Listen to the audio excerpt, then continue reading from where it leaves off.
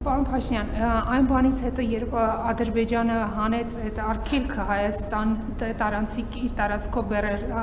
փոխադրելու, դուք մի քանի անգամ հրապարակայնորեն տարբեր հարթակներից Ադրբեջանի նախագահին շնորհակալություն հայտնեցիք, այսինքն հոկտեմբերից Թբիլիսիում ողջունեցիք ու շնորհակալություն հայտնեցիք նրան այդ քայլի համար, այստեղ կառավարության նիստին մի քանի անգամ եղել է նույն ԵԱՏՄ հարթակում, որտեղ Ադրբեջանը որևէ կերպ ներկայացած չի, վերջինս մի քանի օր առաջ Սանկտ Պետերբուրգում դուք էլի շնորհակալություն հայտնեցիք նրան այդ քայլի համար։ Հիմա ձեր վիզավիները ասում են, որ դա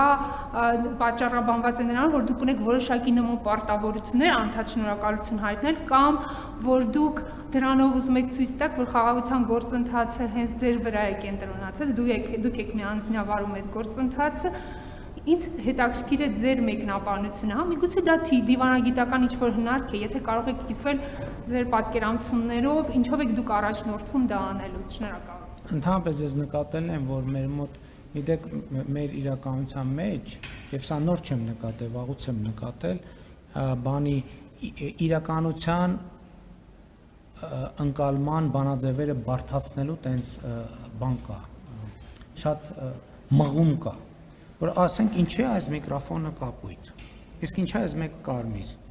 իսկ ինչու սա սև չի եւ մեկը դեղին չի եւ սրանից աշխարհաքաղաքական հետեւություններ։ Լսեք, ինչ որ բան է տեղի ունեցել Հայաստանի հետ կապված, Հայաստանը պետք է վերաբերմունք արտահայտի, ո՞նց է վերաբերվում դրան։ Մենք արտահայտում ենք մեր վերաբերմունքը դրան, որ մենք դրական ենք վերաբերվում։ Հակառակը, այո, որովհետեւ մի քանի բան է տեղի ունեցել, որովհետեւ հիմա դուք մի վերնագրի ներքո եք դնում, բայց իրական մի քանի բան է տեղի ունեցել։ Տեղի է ունեցել ցորենի ներկրման արգելքի վերացում։ Ընդ որում սկզբից Ղազախստանի համար, հետո Ռուսաստանի համար։ Այսինքն այս երկու բան է տեղի ունեցել։ Հետո տեղի է ունեցել հաջորդ բանը։ Արձանագրվել է, որ Հայաստանից էլ հակառակ ուղղությամբ երկաթուղի գնալու սահմանափակում չկա։ Ես ասում եմ հարց կարա հնչի, բա ինչի չեն գնում երկաթուղիները, որովհետև իմ ընկալմամբ մենք մեր մտածողության եւ գործունեության մասշտաբը մի ֆուրի տրամաբանությամբ աշխատում, որովհետև գնացք բեռնելը եւ որևէ ուղղությամբ ուղարկելը այդ որոշակի բարդություն է, պետք է այդքան ապրանք կոնսոլիդացնել միտեղ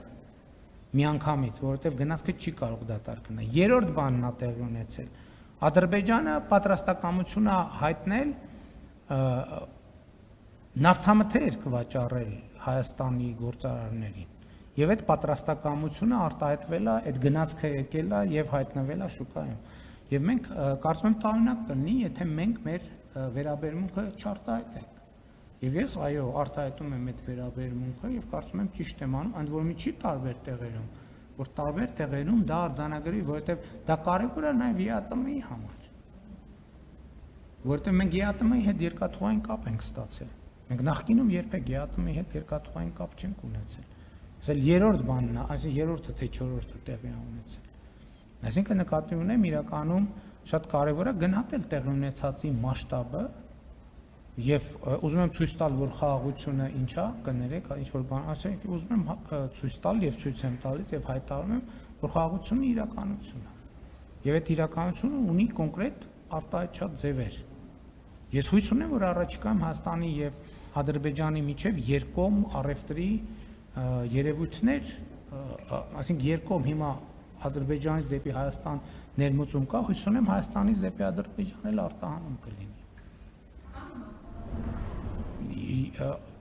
Խոսակցությունը քաղաքական կատեգորիա չի, եթե գիտեք, պաշտոնական քննարկում այդ թեմայով պետք է չլինի, որովհետև քաղաքական արգելքի բացակայությունը արդեն բիզնեսները պետք է իրար հետ պայմանավորվեն եւ եթե պարզվի, որ կառավարությունը պետք է ինչ-որ բան անի այդ պայմանավորվածությունները հնարավոր դարձնելու համար, մենք դա կանենք։